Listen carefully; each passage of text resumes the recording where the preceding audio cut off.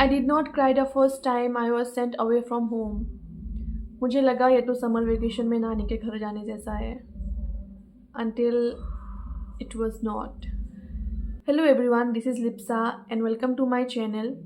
तो आज के इस वीडियो में मैं डिस्कस करूँगी about my life from a small village in Assam to Jawahar Navodaya Vidyalaya to landing in BTech in Tezpur university in food engineering and technology and to now when I will be graduating this year. तो सबसे पहले जिन लोगों को जेएनवीज या फिर नवोदयास के बारे में पता नहीं है उनको मैं बता दूं कि नवोदया एक स्कूल होता है जो इंडिया के हर एक डिस्ट्रिक्ट में प्रेजेंट होता है. ये एक सेंट्रल गवर्नमेंट फंडेड स्कूल है जिसमें सिक्स से लेके 12 तक की पढ़ाई आप फ्री में या फिर बिल्कुल थोड़ी कम पैसों में कर सकते हो. इसमें एडमिशन के लिए आपको एक टेस्ट क्वालिफाई करना पड़ता है which is known as JNVST और ये एग्ज़ाम हर साल होता है. ये एक रेसिडेंशियल सेटअप है जिस पे आपको हॉस्टल में रहना होता है. You can't attend it from your home. So let's begin this video with my experience in Navodaya. Navodaya plays a huge role in my life. सबसे पहले I did not realize what a big deal it was at that time. I went to Navodaya on 12th of August 2014 and मुझे लगा ये तो summer vacation में नानी के घर जाने जैसा है. बट ऐसा कुछ नहीं था. पहले कुछ दिन में वो बात मुझे फील नहीं हुई because I was not feeling homesick for the first few days.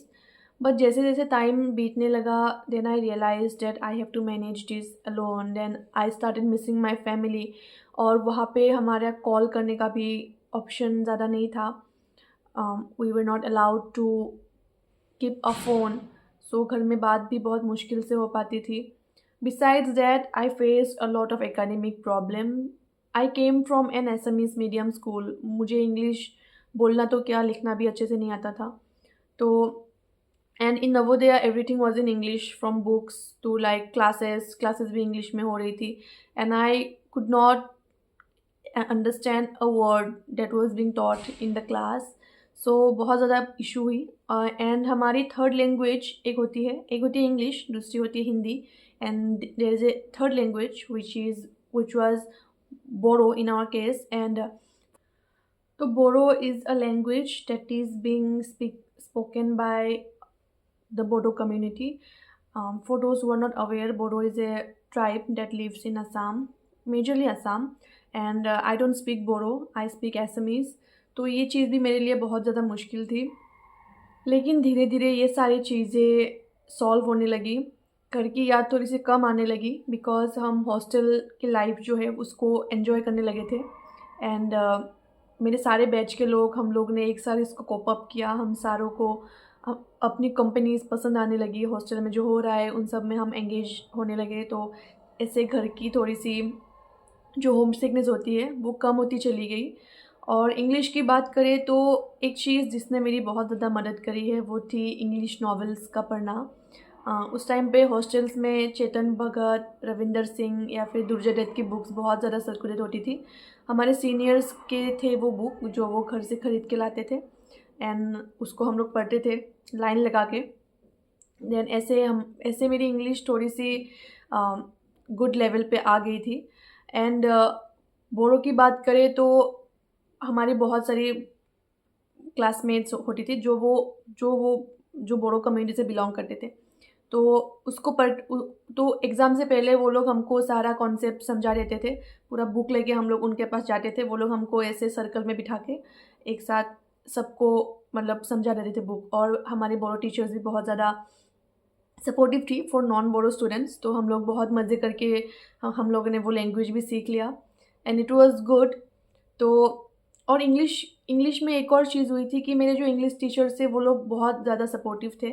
उन लोगों ने मुझे बहुत ज़्यादा मोटिवेट किया है. तो I would like to thank my seniors and my teachers also and some of my classmates also who motivated me to read those books. और मतलब बहुत ज़्यादा इनकरेज किया है उन लोगों ने.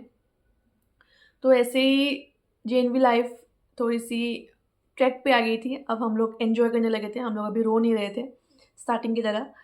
तो JNV life has given me so much. Like I cannot even think about who I would have been if I was not in JNV. Now that I look back to my life at JNB, I realize how well made and well thought the timetable was. To give you an overview, हम सुबह 5 बजे PT के लिए उठते थे, followed by T and फिर हमारी morning assembly होती थी. उसके बाद हम लोग को ब्रेक्स मिलता था ब्रेकफास्ट के लिए, लंच के लिए. लंच के बाद हमारा फिर से एक क्लास होता था, उसको हम रिमिडल क्लास बोलते थे. And after that it was sports period and then it was evening assembly and then हमारी सुपरवाइज स्टडी होती थी जो हम मेस में या फिर क्लासरूम्स में करते थे under a teacher who is to supervise us कि हम लोग पढ़ रहे या नहीं. उसके बाद it was dinner and time table ऐसे ही चलता था. और संडे को हमको टीवी देखने को मिलता था which was like the most happiest period, happiest interval, happiest time of our life of the week. तो लाइफ बहुत ही ज़्यादा सिंपल थी बट बहुत ही ज़्यादा फुलफिलिंग और बहुत ही ज़्यादा एक्टिव होती थी. और पूरे साल स्कूल में कुछ ना कुछ इवेंट्स होते रहते थे एंड उस इवेंट्स में अपॉर्चुनिटीज़ भी बहुत ज़्यादा थी. और मुझे लगता है कि उस स्कूल में इतना ज़्यादा अपॉर्चुनिटीज़ आपको मिलता है वो किसी भी गवर्नमेंट स्कूल में इंडिया में आपको नहीं मिल सकता. It was very rare. Even the place that I come from, it was a small village in Assam. वहाँ ऐसी कोई भी स्कूल नहीं थी जहाँ पे कंबाइन होकर इतनी सारी अपॉर्चुनिटीज़ आपको मिल रही है. तो you can pursue anything in JNV if you are interested in sports, art, dance, music, or like academic. Everything was so well catered. Every interest was so well catered to explore and to learn. And also school level पे हमेशा ही कुछ ना कुछ competition होता रहता था, B it painting, debate, speech, poetry और cultural और एनीथिंग. तो हर एक चीज़ को एक्सप्लोर करने का मौका मिलता था वहाँ पे. मेरे बहुत सारे फ्रेंड्स हैं जो अभी भी इंस्ट्रूमेंट बजाते हैं वहाँ से सीख के and it was very good to see them. And looking back it was a plethora of learning and trust me when I say this, I don't think, I repeat this again, that any government school in India might not have those things that are being provided in a Navodaya. One more interesting thing, वहाँ पे जो relationships, जो friendships हमारे बनते थे, those relationships and friendships were some of the unique ones that I have developed over my life. क्योंकि आप उन्हीं एक सेट लोगों के साथ आप 7 साल रह रहे हैं, दिन के पूरे 24 घंटे और हर चीज़ आप लोग साथ में कर रहे हैं, be it going to the class, coming to the hostel और इवन वॉशिंग क्लोथ्स और even random stuff like that. तो इन सब से क्या होता है, एक बहुत ही स्पेशल सा बॉन्ड बनता है and those people have seen you throughout all this years and you have seen them as well. So जो बॉन्ड बनता है वो मतलब बहुत ही ज़्यादा स्पेशल होता है and it is very much true that once you go to a Navodaya and you make a family there, then you make the family for life. And the relationships with the teachers also are very much precious. क्योंकि आपके पास parents नहीं होता उस time पे, तो teachers ही होते हैं जो आपको हर टाइम सुपरवाइज करते हैं. तो you develop some personal relations with your teachers also. And अभी भी मैं अपने टीचर्स को टीचर्स डे पे फ़ोन करके विश करती हूँ because without them I would not have been the same person that I am today. तो एक थैंक यू तो बनता है उनके लिए. With that being said, there are some downsides of studying in an Navodaya too, which can impact you if you are not careful enough. So you know, जब हम इतनी सी छोटी एज में घर से बाहर निकलते हैं, no matter what we think, but there will be experiences and challenges that may not always go in our favor. And in a Navodayan confinement, we will meet a lot kind of people, some good, some not so good. And उस as में हमें decide नहीं कर पाते हैं what is good for us and what is not. So it's very important to take care of yourself. एक और चीज़ है, हॉस्टल में there will be people who will try to judge you, mock you, or like बहुत सारे ऐसे लोग मिलेंगे आपको who will try to pull you down, who will try to demotivate you if you try to do anything new, or like try to be out of your comfort zone. तो one advice that I would like to give you, if you are studying in the Navodaya, that don't listen to any of these, because ये चीज़ें matter नहीं करती. But उस as में क्या होता है कि हम उसको डिसाइड नहीं कर पाते हैं. In Navodaya it feels like the end of the world, क्योंकि हमारे पास ना कोई इमोशनल सपोर्ट होता है एज पेरेंट्स, ना हमारे पास कोई सिबलिंग होता है, and we misunderstand our friends to be our everything, right. तो अगर वो लोग बुरा बोल रहे हैं लेकिन आपको लगता है कि आप सही हो, तो गो परस्यू दैट, बिकॉज अगर आप इस चीज़ को बाद में जाके समझोगे तो आपको लगेगी कि कितनी छोटी चीज़ थी ये, लेकिन it should not have affected you the way it did. So do it any way, क्योंकि लोग तो बदलते रहेंगे, बट आपको जो करना है वो करना है, राइट. तो this is one piece of advice that I'd like to give if you are studying in a Navodaya. One more thing that happened in our time was we were never taught how to interact with the opposite gender properly. It was considered a thing of like a taboo by the environment that is being created in a Navodaya. So it hampered me a lot in the later phases of my life. I took quite some time to figure it out. So this is something that needs to be taken good care of if it still exists in the Navodayan system. क्योंकि बाहर जाके आपको हर एक के साथ मिलना पड़ेगा regarding the caste, regarding the gender, regarding anything. तो it is very important that we prepare our juniors for the next phases of their life, क्योंकि नवोदय में लाइफ ख़त्म नहीं होती है, it only starts. So it should cover all the aspects of life that are being waiting outside of the Navodaya environment. So personally, in my case, all of these things happened to me, and it really affected my self-esteem right after I came out of Navodaya. I did not try a lot of things in my time in Navodaya, simply because I was scared of being judged or mocked by my friends or by my seniors. And I was so shy of interacting with boys. It costed me a lot in later life. Now that I look back at those things, तो मुझे बहुत ही बुरा लगता है, because I think like मैंने बहुत ही ज़्यादा opportunities miss कर दी है. There was so much to learn, so much to explore, and I could explore only a limited kind set of things. So मुझे और करना चाहिए था. So if you are studying in a Navodaya right now, so don't miss out any of these opportunities that are being provided to you, because Navodaya के बाहर ये सब तुमको नहीं मिलेगा, वो भी इतने फ्री में, ठीक है. तो उसके लिए तुमको बहुत सारा पैसा खर्च करना पड़ेगा. तो अभी फ्री में मिल रहा है तो मज़े उठा लो, because this opportunities are created for you only. Explore करो जितना हो सके, जो मन जाए वो सीखो, and make full advantage of everything. So this was it for my JNV life. I graduated in 2021.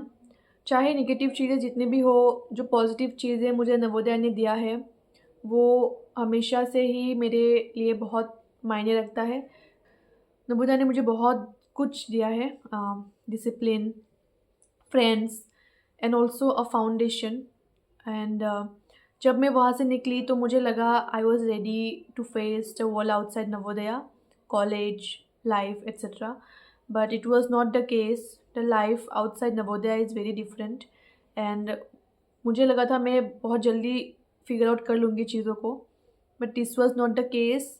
I am still figuring out, and to be honest अभी बहुत कुछ फिगर आउट करना बाकी है. So coming back to the life after Navodaya, since we were the covid batch, हमारे time पे boards नहीं हुए थे. हमको 11 के मार्क्स के बेसिस पे हमारा रिज़ल्ट निकला था, एंड जब रिज़ल्ट आई I could not think of what to do next. And also due to a personal reason मेरी पढ़ाई 12th में 6 मंथ के लिए रुक गई थी. एंड तो 12th मेरी पूरी बर्बाद थी, मुझे कुछ नहीं आता था. तो मुझे समझ में नहीं रहा था कि मैं अभी करूँ तो करूँ क्या. तो मैंने गुवाहाटी में ही एक कोचिंग में एडमिशन लेने का डिसीजन लिया for JEE. And but coaching में भी मेरी ज़्यादा कुछ पढ़ाई हुई नहीं, besides it was a PG that where I was living, and PG का एक्सपीरियंस भी मेरा बहुत ही ज़्यादा ख़राब था। तो जेईई एग्जाम पे ऐसा होता था कि मैं पढ़ भी नहीं पाती थी, बट मुझे टेंशन भी बहुत ज़्यादा होती थी बिकॉज़ मैं खुद पे ज़्यादा प्रेशर ले रही थी। मेरे ऊपर कोई एक्सटर्नल प्रेशर नहीं था, बट मैं खुद ही से बहुत ज़्यादा एक्सपेक्ट कर रही थी जिस पे मैं खड़ी नहीं हो पा रही थी। तो it was a very hard phase. तो जैसे तैसे मैंने जेईई निकाल लिया, and I scored decent, not good not bad but decent percentile आ गई थी मेरी। तो I try to look out for options to take admission. अभी मुझे कॉलेज जाना था, जैसे तैसे मुझे अभी ड्रॉप वॉप से मेरा हो गया था, तो I was looking for college. और तभी तेजपुर यूनिवर्सिटी मेरे माइंड में आया और मैंने इसका फॉर्म भर दिया।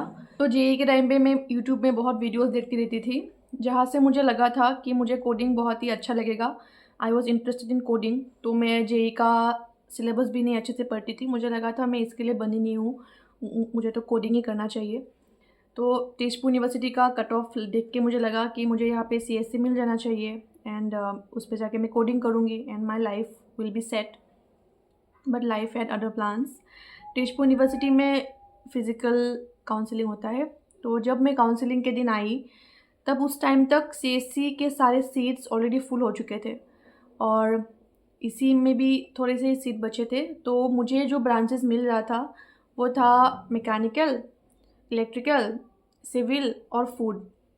ठीक है, तो जेईई के टाइम पे चाहे मैंने पढ़ाई करी नहीं करी, लेकिन मुझे एक चीज़ का अंदाज़ा हो गया था कि मैं किस चीज़ में अच्छी हूँ और किस चीज़ में मैं ख़राब हूँ। तो उससे मुझे था कि इलेक्ट्रिकल तो मैं नहीं ले सकती, बिकॉज़ मुझे इलेक्ट्रिकल वाला पोर्शन जेईई सिलेबस का बिल्कुल समझ नहीं आता था। I was so bad at it, and वो मेरे इंस्टिंक्ट में था, आता ही नहीं था। तो आई वॉज डैम श्योर कि मुझे इलेक्ट्रिकल नहीं लेना है। देन मैकेनिकल की बात आई, तो मैकेनिकल के लिए मैंने सुना था कि यहाँ पे लड़कियाँ बहुत ज़्यादा कम होती है। तो एज आई सेड अर्लियर कि मुझे लड़कों से इंटरेक्शन करने में थोड़ी सी हेजिटेशन होती थी उस टाइम पे, तो इसलिए मुझे लगा कि मैकेनिकल तो नहीं होगा। फिर आया सिविल, लेकिन सिविल में मुझे लेना नहीं था बिकॉज ये ब्रांच मुझे थोड़ा सा अच्छा नहीं लगता था। It was just my opinion by the way. If you like civil you should definitely take it, it's just my opinion, don't take it too seriously. But civil मुझे लेना नहीं था। फिर ऑप्शन में लास्ट में था फूड। तो food का ऑनेस्टली मुझे कुछ भी आइडिया नहीं था कि ये सब्जेक्ट कैसा होता है, इसमें क्या पढ़ाया जाता है, इसका सिलेबस क्या होता है, इसको पढ़ के मैं फ्यूचर में क्या करूँगी। तो मुझे कुछ भी आइडिया नहीं था इसके ऊपर। तो जहाँ काउंसलिंग हो रही थी मैंने उसी जगह बैठ के फूड के बारे में गूगल किया, एंड गूगल करते करते मुझे पता चला वो इसमें ये होता है, और ये तो थोड़ा सा एग्रीकल्चर से रिलेटेड भी है। तो मैं तो बचपन से ही गांव में पली बड़ी हूँ, तो मुझे देखा एग्रीकल्चरल चीज़ें मुझे दिखती रहती थी चारों तरफ, तो मुझे लगा कि ये थोड़ा सा रिलेटेबल होगा। एंड ऑल्सो वहाँ पे इक्विपमेंट्स थे बड़े बड़े उस वेबसाइट पे, तो उसको देख के मुझे याद आया कि डिस्कवरी पे एक शो आता था फूड फैक्ट्री बोल के, वो शो मुझे बहुत पसंद था, मैं उसको हर दिन देखती थी। तो मुझे लगा ये तो सिमिलर है, तो शायद मुझे अच्छा ही लगेगा, और इसलिए मैंने फूड ले लिया। And to be very honest, it was the best decision that I could have taken that day, and it has changed my life for better. And मुझे नहीं लगा था मैं फूड को इतना इंटरेस्टिंग पाऊँगी कभी, but it is a very interesting subject for me, and it just works for me, and it was meant to be. I was meant to be studying food engineering and technology. So that was it. Here I am 4 years later, graduating in food engineering and technology, and this was it. This was my journey so far. Navodaya की 7 साल की learning, experience and mindset से निकल के एक दूसरे system में fit होना was not easy, but there is one thing that I have realized, that it's up to us what we think, how to train our mind, which things to carry forward with us with, and what to leave behind. Because जो चीज़ें अच्छी होती है life में, वो चीज़ आप carry करोगे तो ये आपके लिए अच्छा है, और जो चीज़ें आपके साथ बुरा होता है अगर आप उसी में अटक के रह जाओगे तो it will never allow you to grow, it will pull you back. I will end this video here. जो कॉलेज की जर्नी है उसके लिए मैं एक अलग से वीडियो बनाऊंगी। ये वीडियो काफ़ी लंबा हो चुका है, and you are watching it till the end, thank you very, very much. It means a lot to me.